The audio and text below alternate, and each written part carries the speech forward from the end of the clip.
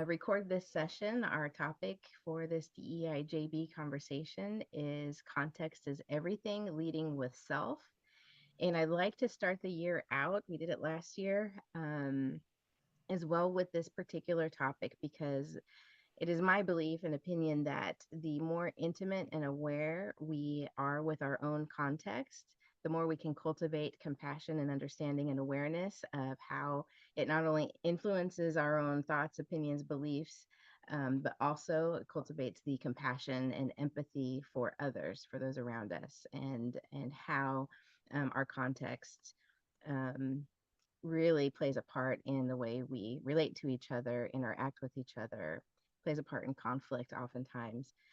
So I like to start with that. And with that, I will share my screen. We will go through the PowerPoint and keep that part recorded. And then I'm hoping we'll have some time for discussion after. And so we flipped this month.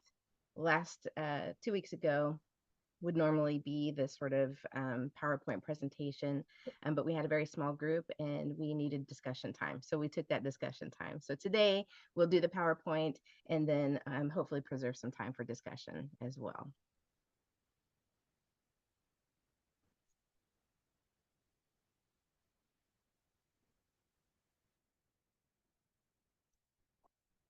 All right, there. So you should see what is context in this context. So the context that I'm talking about is our social context, our social identity, the stories we make up about those identities. It is, really the D in the DEIJB. It's the diversity of being human, of being a social animal on the planet. And so there's so much about that goes into the ingredients and make up the ingredients of our social identity. So on the one hand, our context is the who, what, where, when, and why about you, like the actual ingredients of our social identity. And on the other hand, our context is the stories that we make up about that. How do we know and why do we think that these certain things are the ingredients of our social identity? So really taking time to understand those things about us, and they're probably most of these things are things that you have repeated throughout your life, where you were born, what kind of family was your family of origin, your age, which of course changes over time, um, your race, your ethnicity, your gender, your sexuality. Those things might change over time. Your disability status might change over time. Your socioeconomic status, and I put in there in parentheses, you'll see it includes access to health care, which sometimes can be surprising to people, to really think about that. The, I wouldn't put that necessarily on this slide in every country in the world, but in this country, access to health care is 100% part of your social identity. So take some time to reflect on that as well. Um, your geographic location of origin of over the course of your life and presently, your education, your family structure, your hobbies, beliefs, your career, your experiences, all of those things, the who, what, where, when, why about you. So I'm going to give you just a beat to kind of bring those to your awareness, bring that to mind, and notice what happens in your body as you think about those things. Are there any places that are touched that feel vulnerable? Um, Anything you haven't thought about in a while? Anything you sort of have disidentified with? And just notice, and we'll bring that into conversation a little bit later.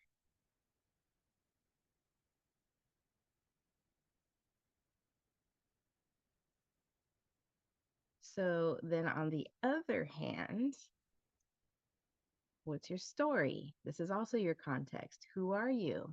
How do you know? What brings you joy? What motivates you? What is your relationship to yourself? What is your relationship to the divine?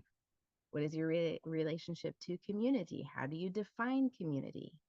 And I think that question, how do you know, is the most important question to ask after you give an answer or, bring forward an answer or response to any of these questions. To have that self-reflective um, questioning of how do I know? this story that I'm making up about myself? What's the evidence in my life?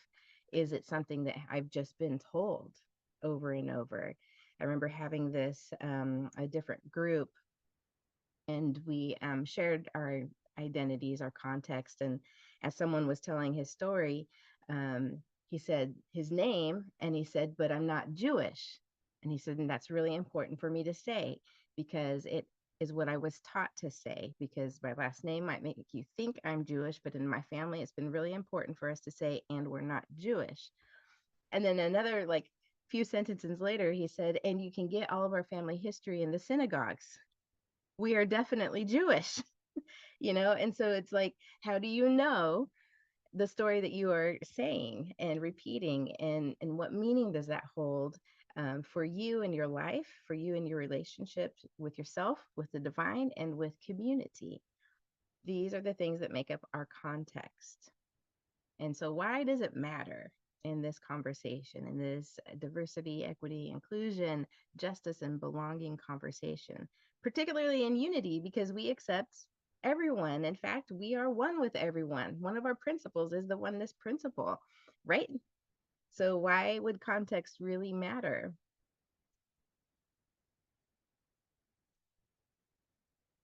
When we understand our unique identities, we acknowledge and learn from each other. Because what we also know is that oneness is not sameness. And so to really celebrate the diversity of the divine expressing in so many infinite, unique ways is really a way to honor the presence of the divine as each of us. It's a way to honor each of us in our humanity, our human expression. And I'm not sure what would be the point of the divine choosing to have a human expression if we didn't fully embody this human expression and embrace those things that create diversity, embrace the ways that we each have a unique journey, a unique story, a unique social identity.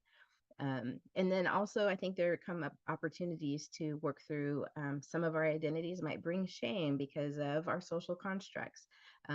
They might bring forward experiences of oppression or discrimination because of our social constructs. They might bring around experiences of privilege because of our social constructs. To really have the awareness of that is part of our spiritual journey and our spiritual path. So this is why it matters. I'm going to give you an example here. So consider the unique lived experiences of two women, a cisgender white woman and a Black transgender woman. So both experiences are valid and valuable, yet the discrimination they might experience would differ greatly in terms of privilege and social capital. And then if you start to add in the other nuances of social identity, like socioeconomic status, education, employment, all of those things, disability status, then you start to see that even though we have two women, we have different social identities, which create very different lived experiences. And so while our brains are wired to create categories, to create buckets of sameness, and that wiring is there for survival. It is good for us to be able to create categories for the understanding of the world around us, but it is also really good for us to have awareness about that and to be conscious about that, so that we aren't putting people into sort of erasing their unique identities, because if I hear cisgender white woman, then I know everything I need to know about that person. And it's just not the case. So the more we become intimate with our own social context, our own identities, our own stories, the more we can give space for other people to have their own stories. And then we get to really deepen our relationships and our experiences as people who coexist on this planet in the same space of spiritual community or local, regional communities, and as people on the planet. We get to really embrace this human experience and celebrate the ways diversity shows up. Context also creates perspective. depth and connection. It cultivates understanding and empathy, and it impacts access to equity, justice, and belonging.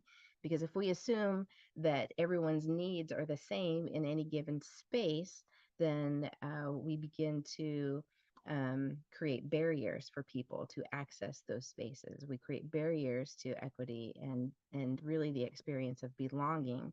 And I think for most of us in ministry, we are really dedicated to creating a space of belonging. We're dedicated to creating a space where more people, we're always building a longer table, and we want more people to be able to come in and come to themselves as a divine expression.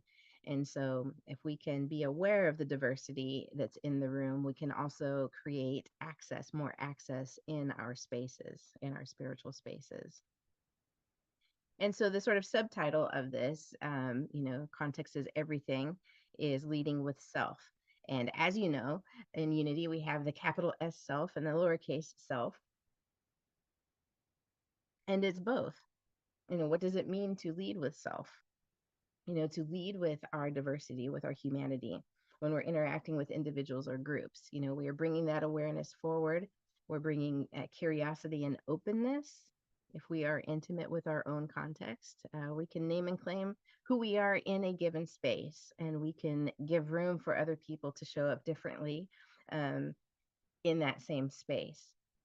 When we're leading with our divine self, it seems maybe more obvious, but also that creates opportunity. If we don't bring the consciousness and the awareness with us, it creates opportunity for spiritual bypass. Because if we're leading with our divine self, we're still bringing our humanity with us. Does that make sense? So we might say, well, that's where we go into the we are one. We are, of course, in unity, we accept everyone. And so come on in, the water's fine. But then we don't take the responsibility to create accessibility in all of the different ways that there are opportunities to do so. That's not just, with the physical space. That's also with, maybe ASL interpreters. It's also financial accessibility. It's also emotional accessibility, spiritual accessibility, all of those things that we have opportunities to really sculpt the spaces, the spiritual spaces that we create. What does it take for a queer person in the year 2025 to cross the threshold into a church, even if we call it center? What does it take? And what kind of accessibility are we creating for that? What kind of safety are we creating for that? What kind of awareness are we cultivating in the community and in ourselves as spiritual leaders to be sure that we're not just giving lip service, and because we put a little rainbow flag on our website, that then all the gays should know that they're safe here. Right? So really taking it deeper.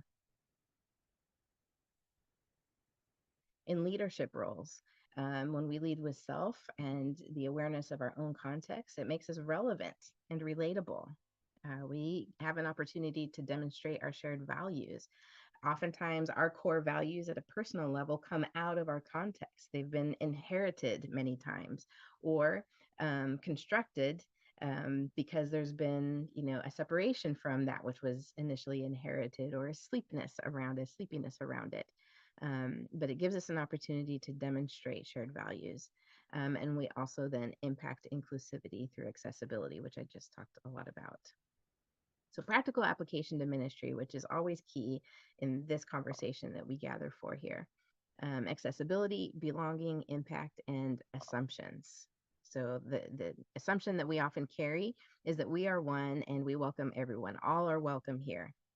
That's an assumption, but we need to check that, because what is the practical application of that assumption? That brings us back to accessibility. Spiritual accessibility, physical accessibility, financial accessibility, just to name a few. Belonging, what kind of space of belonging are we cultivating? Are we doing that specifically, or are we keeping it general and broad stroke, like everyone is welcome here because we say so? But are we being specific about that? So someone who is houseless, are they welcome? Are they greeted by people as someone else who might come in a nice suit? Do they receive the same kind of hugs and generosity of just spirit when they walk into the room? And then the impact. is that we truly demonstrate that oneness principle. We make it a living principle and not just an abstract sort of statement. And we remove the oppressive barriers. We create resources, and ultimately, this creates systemic change. We wake up as a movement. We wake up in our centers, and we wake up personally. So all of that then ultimately results in systemic change, which is the goal that we often feel overwhelmed by. So the question for you is to consider, where's your growing edge? Just in this particular slide, the application to ministry, accessibility, belonging, impact. And I always want to remind you that we don't have to feel like you do everything. There's so much opportunity for us in these conversations. And we don't want to get lost in the overwhelm. What we want to do is really discern what is ripe for us personally as leaders, what is ripe in our community for a growing edge to take root and bloom, and be okay with just choosing one thing. Like, here's one thing we can do. We can create financial accessibility in our classes. We can really be intentional about our languaging, about the cost of an event, and doing things to create financial accessibility even for leadership programs. How much does your prayer chaplain training cost? Does your board training cost money? Do you have people in your congregations who are seeking credentialing, and are you supporting them financially? There are lots of different ways we can create financial accessibility. Are you providing food after service? um, Physical accessibility. So just find, like, what is your next growing edge. Don't feel like you have to tackle everything, but you could make a list. Like, here's our top 10 priorities, and let's just go down the list. And some things, as we often experience when you start on a path, some things kind of just take off and roll together. Um, and it might not take as much effort as you first feared or thought or hesitated about. And then it also takes a stronghold in your community, and you'll find more support for it, which of course then speeds the process along. And then it becomes part of your culture, which is the ultimate goal. So that is the completion of the PowerPoint presentation. And I kind of zoomed through it. And I would like to take us back to, let's see, what is your context, to really consider. And let's take some time to share. And I'm going to pause the recording and actually stop sharing my slide. So I'll give you a second to take a look at that slide and just kind of look at the different categories. And don't feel like you have to name every single thing about you, but kind of what stands out, either what you typically present, or maybe some things that stood out to you as, oh, I didn't realize, like, this is part of my social identity. So let's just presence that together. I'm going to go ahead and stop sharing now. I'm going to go ahead and start the recording again just to show the homework slide. So our next meeting is this second Thursday in February, so February 13th, and we'll do Season for Nonviolence and talk about that. And your homework, should you choose to accept it, is to explore context with one or two people. Share yours and inquire about theirs. And it's just to make it a practice of really being aware and cultivating that awareness of what it says. And it's not for the purpose of putting people into categories, but to unearthing the categories and the stories and identities that we carry with us and celebrate them. And then take action toward your growing edge, personally or professionally. So whatever your growing edge that you kind of identified through the presentation, just take one small action, and just be aware of it, and give yourself an opportunity, whether it's to cultivate diversity, or accessibility of some kind. Just really take some action on that, which might be at a conversation level. It might be at just, early blueprints of a plan. But it's really an opportunity to accept, and to be willing to put something into action that we've taken, that fifth principle that we love so much.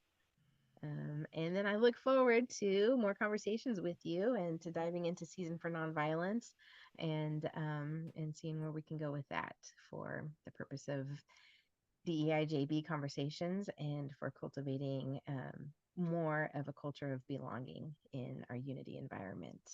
So thank you all for being here.